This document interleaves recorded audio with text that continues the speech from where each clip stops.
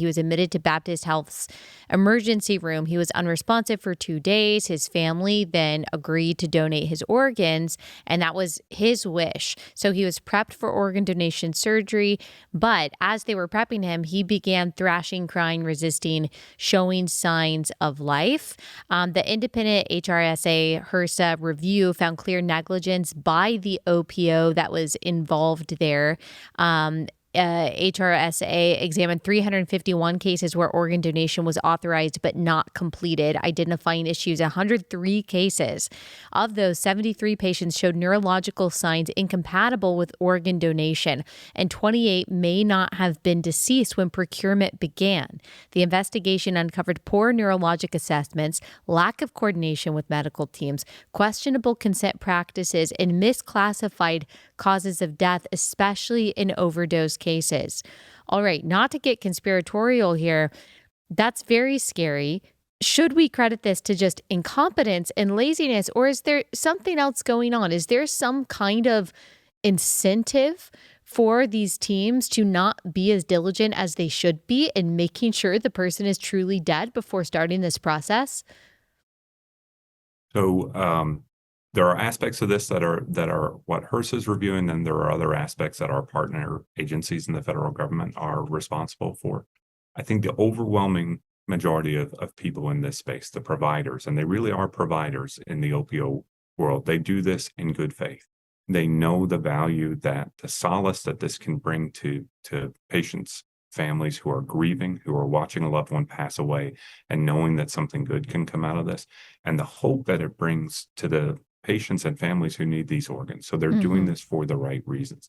The error here, I think, was that when you assess somebody, when you look at them in the bed and you get a sense of how severely they've been neurologically injured, you need to know, are you actually seeing their neurologic function? Or is that being clouded either by drugs that the hospital's giving to keep them comfortable, or by some other thing like a drug overdose that led to them coming into the hospital in the first place? And you need to reassess that as time goes on, because in Mr. Hoover's case that I can talk about because it is in the HRSA report, which has now been made public, Mr. Hoover was showing clear signs that he was recovering. And it was being documented by OPO staff that he was recovering, he was waking up. But they didn't change what they were planning to do. And it was a hospital physician who said, I'm not comfortable proceeding with this, and ended the process. So I don't know if you can answer this, but why? Why would they record that there were signs of recovery and decide to move forward anyway? And basically they depended on the good conscience of the doctor to stop it. But who knows how many cases there are where, the doctor doesn't feel like he can speak up, or he just doesn't. So I think this is something that, we find in government review of similar systems. Aviation is probably the closest analogy to this, where people essentially receive it as kind of a received wisdom, and they act as they think the person before them and the person after them would act. So there was a lack of critical thinking to reassess what trained physicians and hospital staff were telling them. And it's a circumstance where you can't let this be a runaway train. You have to know that you're responsible for the actions that you take with that living patient. Tell me a little bit more about the reforms that are being put in place to make sure, as much as your department is able, to make sure that this is not happening.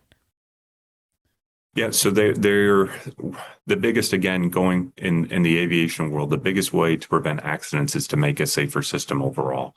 And we've done that by using the new authorities and resources that we got with the Securing Act in 23 to get that independent framework, which allows us to bring in outside eyes and have a more critical view of what have been accepted norms. Now, in the case of DCD procurement, the corrective action plan that I mentioned had an element that was focused on this one OPO, but it also has some tools to help the OPTN make better policies around making this safe nationwide. And those really go at a couple of different objectives. One is better documentation of what somebody's neurologic status is, meaning how severely their brain is injured and what the likelihood is that they would be a good DCD donor candidate. The second is listening to hospital staff and families and making sure that people know that a pause is something that can be called for. This is something that is pretty standard in other elements of medicine. It's part of the real patient safety revolution of the early 2000s, where family members get a voice in speaking up and saying, I question this.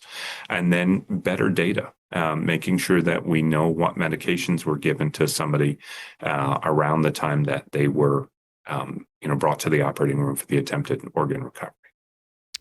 Is there any profit incentive anywhere in this supply chain when it comes to organ donation? Hospitals, doctors, OPO? So the family of a deceased donor does not receive any compensation. They get some help with a change in burial expenses, but they're not compensated for being an organ donor. The OPO has to pay the hospital for the time and resources that it uses. If a potential organ donor candidate is kept in the ICU for a period of days, if they do tests like cardiac caths or bronchoscopy where they're looking down into the lungs, those things cost money. The operating room costs money. And so the OPO has to pay the hospital for that.